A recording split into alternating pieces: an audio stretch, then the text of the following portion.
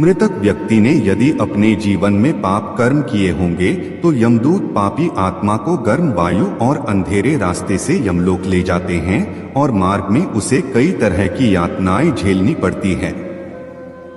इसके बाद आत्मा को आकाश मार्ग से वापस उसके घर छोड़ दिया जाता है। कहा जाता है कि मृत्यु के बाद मृतक की आत्मा अपने परिवार वालों के साथ पूरे 13 दिनों तक रहती है और मृत्यु के बाद होने वाली अंतिम क्रियाओं और रस्मों को भी देखती है।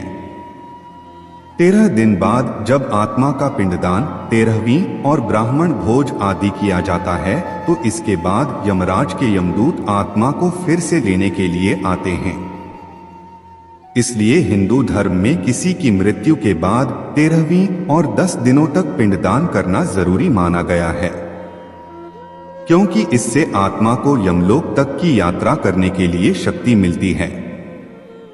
लेकिन इसके बाद भी यमलोक तक की यात्रा आत्मा के लिए आसान नहीं होती है।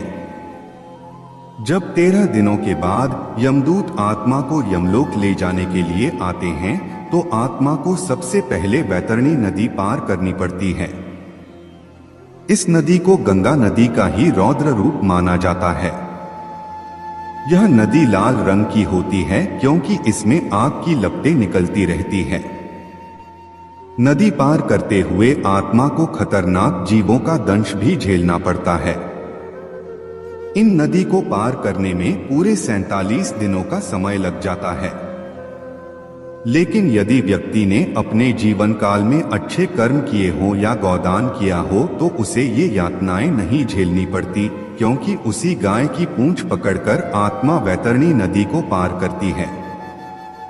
वैतरणी नदी को पार करने के बाद जब आत्मा यमलोक पहुंचती है तो यहाँ यमराज उसके कर्मों का लेखा जोखा करते हैं। इस तरह से जीवन काल में किए कर्मों के अनुसार यमराज आत्मा को स्वर्ग या नरक में भेजते हैं। इसलिए व्यक्ति को अपने जीवन में हमेशा अच्छे कर्म करने चाहिए, क्योंकि अच्छे कर्मों का फल न सिर्फ जीवन बल्कि मृत्यु के बाद भी मिलता है। मृत्यु के बाद आपके कर्म ही आपके साथ जाते हैं।